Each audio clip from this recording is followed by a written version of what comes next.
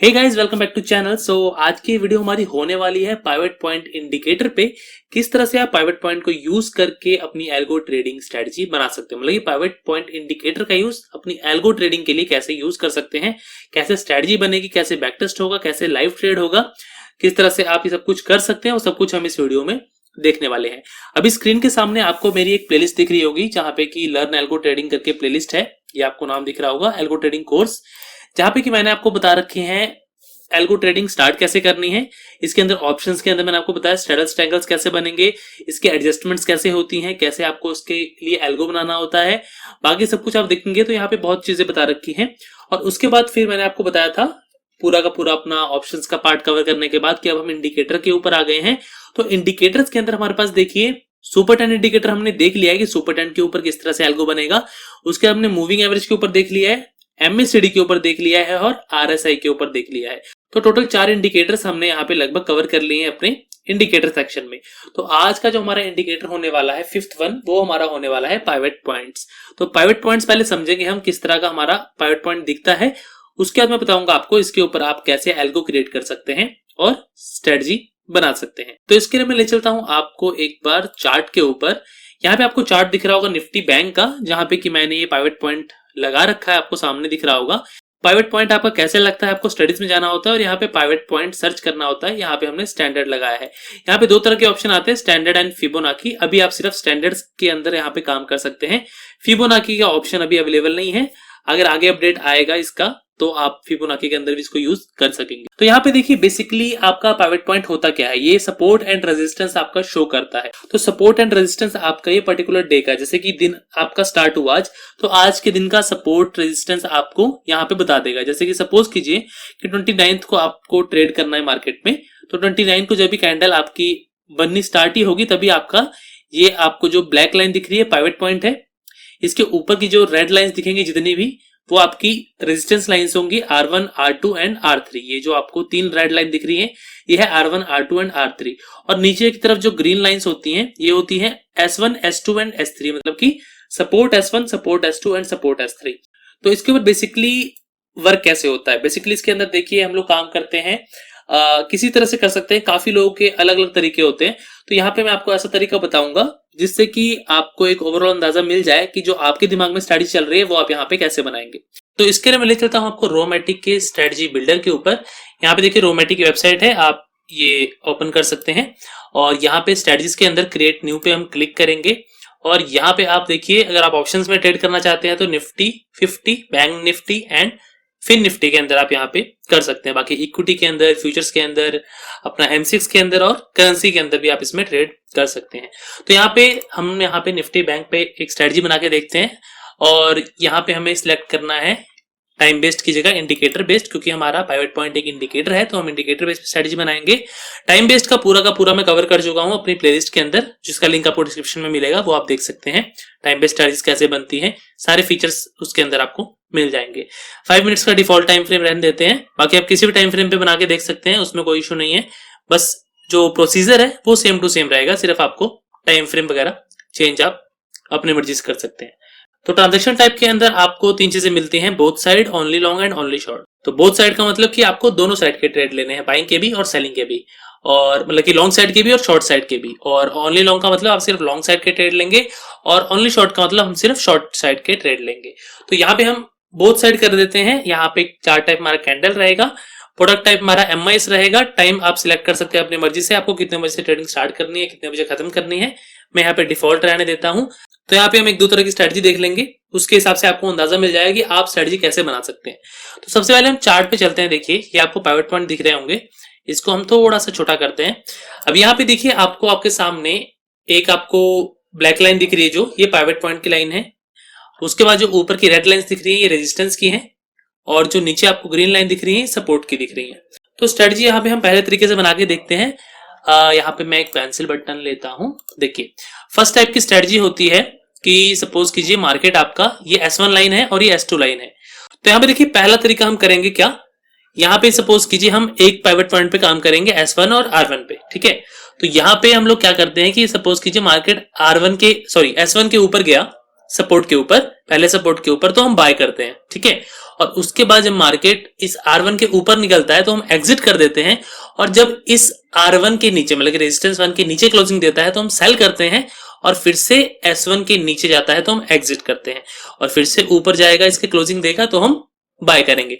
तो यही same scenario follow करके हम स्ट्रेटजी कैसे बना सकते हैं इसके ऊपर, वो मैं आपको यहाँ पे दिखाऊंगा, और उसके बाद हम एक दूसरा तरीका देखेंगे। तो दोनों तरीके देख के आपके दिमाग में जो भी चीजें चल रही हैं पाइवट पॉइंट्स को लेके, होपफुली वो सारी क्लियर हो जाएंगी और आप स्ट्रेटजी बना पाएंगे।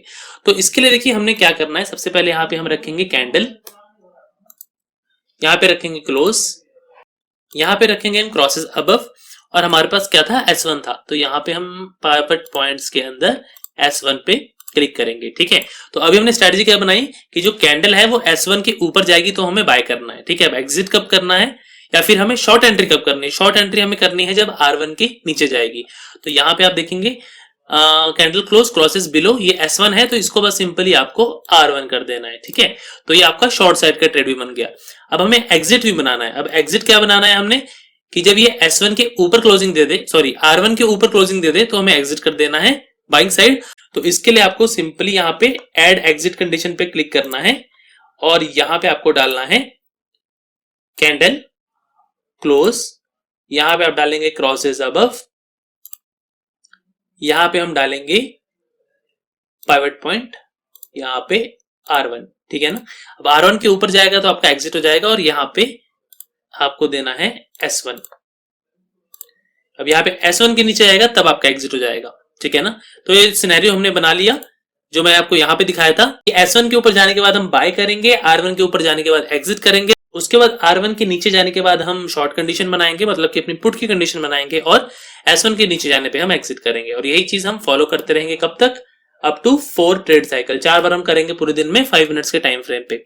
और यहाँ पे हम इन द मनी चले आते हैं 200, क्योंकि अगर आप ATM पे रहेंगे तो डीके थोड़ा ज्यादा आपको देखने को मिलेगा। SL 30% का रखेंगे, और यहाँ पे स्ट्रेटजी का नाम दे देते हैं पाइवट पॉइंट, और यहाँ पे क्रिएट स्ट्रेटजी कर देता हूं मैं, यहाँ पे बैक टेस्ट, यहाँ पे लगभग 1/9 से लेके 1/9 तक का 2 साल का बैक टेस्ट हम यहाँ पे कर लेते हैं। तो यहाँ पे देखिए आपके टोटल ट्रेडिंग डेज हैं 267 और टोटल ट्रेड्स हैं 269, मतलब कि जितने दिन ट्रेडिंग मिली है उस दिन में सिर्फ आपको एक ही ट्रेड मिला है इसमें ट्रेड करने के लिए। ठीक है ना, और अगर आप कैपिटल रिक्वायरमेंट की इसमें बात करेंगे तो एक बार प्रीमियम्स देख लेते हैं। प्रीमियम आपके लगभग 400-300 के आसपास है, तो 400 इंटू 15 आपका कितना होता है, एक बार आप करिए, यहाँ पे 400 इंटू 15 अगर आप करेंगे तो 6000, मतलब कि 6000 कैपिटल आपका इसके अंदर लगने वाला है। बाकी ड्रॉडाउन 16000 का है, तो आप लगभग 20000 रुपए कैपिटल लेके चलेंगे तो आपका काम इसके अंदर चल जाएगा। ठीक है ना, तो 6000 के कैपिटल के ऊपर आपके रिटर्न आप देख सकते हैं कितने परसेंट आप पे हो जाएंगे। तो ऑप्शन बाइंग में नॉर्मल सी बात है कि परसेंटेज ऑफ रिटर्न हमेशा ज्यादा रहता है। तो और एक अच्छी बात और है कि इसके अंदर ट्रेड्स बहुत कम है, तो आपको ब्रोकरेज कुछ भी खास यहाँ पे नहीं लगने वाला। ठीक है, विनिंग परसेंटेज 45% है, और मैक्स लॉस एक दिन में 3000 का है, मैक्स प्रॉफिट 8000 का है। ड्रॉडाउन यहाँ पे देख सकते हैं, एवरेज प्रॉफिट और लॉस की अगर बात करें तो 1:2 का है। इसका इक्विटी कर्व की बात करेंगे आप, तो इक्विटी कर्व आपको कुछ इस तरह का देखने को मिलेगा। तो ऑप्शन बाइंग है तो इतना स्मूथ आपको इक्विटी कर्व देखने के लिए नहीं मिलेगा।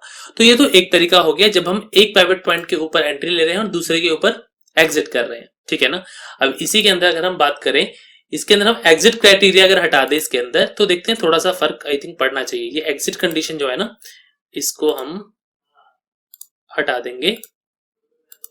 ठीक है, और इसको हम अपडेट करेंगे।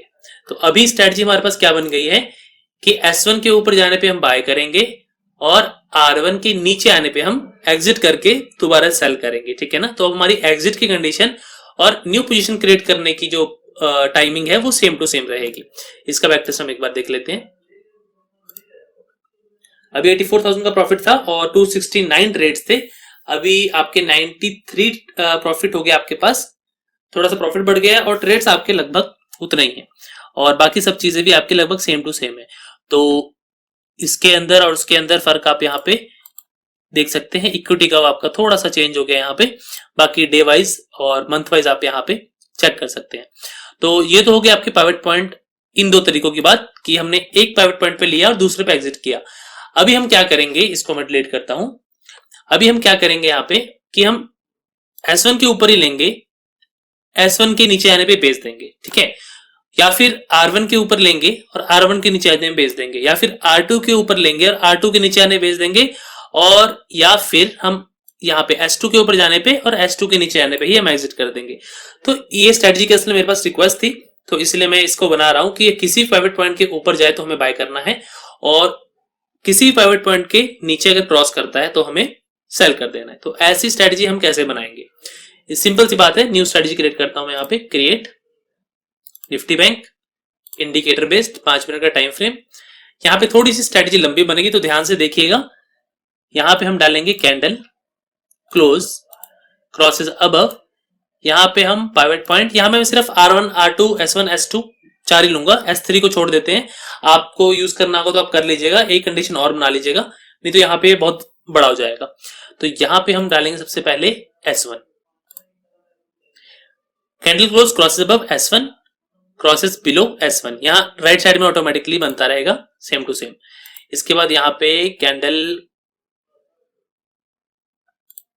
क्लोज क्रॉसेस अबव, यहाँ पे आपका पाइवट पॉइंट, यहाँ पे S2, फिर से एंड, यहाँ पे और करिएगा और, ठीक है ना, और कंडीशन, क्योंकि इनमें से कोई भी कंडीशन मीट होगी तो हमें ट्रेड लेना है। उसके बाद हम लेंगे कैंडल क्लोज क्रॉसेस अबव, यहाँ पे लेंगे हम R1 पाइवट पॉइंट्स में R1, और फिर से और करके यहाँ पे फिर से हम लेंगे कैंडल क्लोज क्रॉसेस अबव, यहाँ पे हम लेंगे पाइवट पॉइंट R2। अब यहाँ पे आपको R3 और S3 भी ऐड करना होगा तो इस तरह से आप ऐड कर सकते हैं, मैंने सिर्फ S1 और S2 लिया है। बाकी इसके अंदर ITM 200 और ITM 200, यहाँ पे इसका नाम भी पाइवट रख देते हैं, और ट्रेड साइकिल 4 क्रिएट करते हैं। यहाँ पे बैक टेस्ट और लेटेस्ट 1 साल 2 साल का ही कर लेते हैं जो हमने पहले किया था, ताकि एक कंपैरिजन हो जाएगा कि उसमें और इसमें आपका कितना फर्क है। वहां पे हमारा 93,000 का प्रॉफिट था लगभग, यहाँ पे एक बार चेक कर लेते हैं, और 270 ट्रेड्स थे आपके। इसमें ट्रेड ज्यादा होंगे क्योंकि हम हर पाइवट पॉइंट पे ट्रेड ले रहे हैं। प्रॉफिट लगभग सेम है, देखिए 90 का 90,000 ही है। मुझे लगा कि शायद प्रॉफिट ज्यादा होना चाहिए क्योंकि हम हर पाइवट पॉइंट पे ट्रेड ले रहे हैं, लेकिन ऐसा नहीं है। प्रॉफिट आपका सेम टू सेम है 90,000 का ही, लेकिन ट्रेड्स आपके बहुत ज्यादा बढ़ गए। यहाँ पे वहां पे 300 ट्रेड थे, यहाँ पे 3 गुना ट्रेड है आपके उससे ज्यादा, तो ड्रॉडाउन आपका डबल हो जा रहा है। तो मतलब कि ये यूज करने का ज्यादा फायदा नहीं है आपको। असल में इस स्ट्रेटजी की रिक्वेस्ट थी मेरे पास कि हर पाइवट पॉइंट के ऊपर हम ट्रेड कैसे ले सकते हैं, तो इसलिए मैंने बताया, तो आप, ताकि जिनकी रिक्वेस्ट थी उनका भी पूरा हो जाए और आप लोगों को भी सीखने को मिल जाए कैसे आप पाइवट पॉइंट के ऊपर स्ट्रेटजीज बना सकते हैं, किस किस तरह से बना सकते हैं। तो हमने यहाँ पे 2 तरीके देखे कि एक पाइवट पॉइंट पे एंट्री, दूसरे पे एग्जिट, और सेम पाइवट पॉइंट पे एंट्री और सेम पाइवट पॉइंट पे एग्जिट। अब इस पे आप चाहे तो मिडिल पाइवट पॉइंट भी यूज कर सकते हैं, जो मिडिल वाला है इसको लेके भी ट्रेड कर सकते हैं। इसके लिए आपके पास ना एक ऑप्शन आता है, मैं दिखाता हूँ, एडिट करेंगे जब हम, यहाँ पे जब आप पाइवट सिलेक्ट करते हैं यहाँ पे, तो इसमें जो पीपी आता है ये आपकी मिडिल लाइन है। तो यहाँ पे अगर आप मिडिल लाइन भी लेते हैं तो पीपी आपको वहां पे यूज करना पड़ेगा, बाकी सब कुछ आपका सेम टू सेम रहेगा। सो होपफुली इसके अंदर आपको कोई भी कंफ्यूजन अब नहीं रहा होगा। स्ट्रेटजी कैसे बनेगी पाइवट पॉइंट की, ये आपको इजीली यहाँ पे पता लग रहा होगा।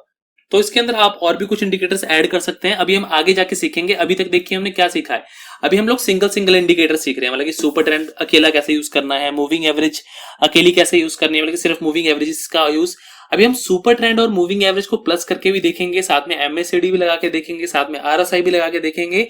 ये सारे कॉम्बिनेशन भी हम आगे आगे धीरे धीरे वीडियोस में सीखेंगे। तो अगर आप एल्गो ट्रेडिंग सीखना चाहते हैं तो आप इस प्लेलिस्ट को फॉलो कर सकते हैं, बहुत इजी तरीके से आप लोग यहाँ पे एल्गो ट्रेडिंग सीख जाएंगे विदाउट एनी डिफिकल्टीज। फिर भी अगर आपको कोई स्ट्रेटजी बनाने में कंफ्यूजन होती है और आप हेल्प लेना चाहते हैं मेरी, तो उसके लिए आप मुझे कॉल कर सकते हैं। बहुत ही नॉमिनल चार्जेस के अंदर मैं आपकी स्ट्रेटजीज को क्रिएट करता हूँ, अप्रोक्सीमेटली 250 या 500 रुपीज मैक्सिमम आपका लगता है on the basis of your strategy, मतलब कि आपकी स्ट्रेटजी के ऊपर डिपेंड करता है कितनी कॉम्प्लेक्स आपकी स्ट्रेटजी है। बाकी अगर आप इस प्लेलिस्ट को फॉलो करेंगे तो आप 2-4 महीने में टोटली आप सॉफ्टवेयर के अंदर, इस रोमैटिक के अंदर अपनी स्ट्रेटजीज जो है इजीली अपनी क्रिएट कर पाएंगे। सो उम्मीद करता हूँ ये वीडियो आप लोगों को पसंद आया होगा। सो फिलहाल के लिए इस वीडियो को हम करेंगे वाइंड अप, मिलेंगे अगली वीडियो में, तब तक के लिए नमस्कार।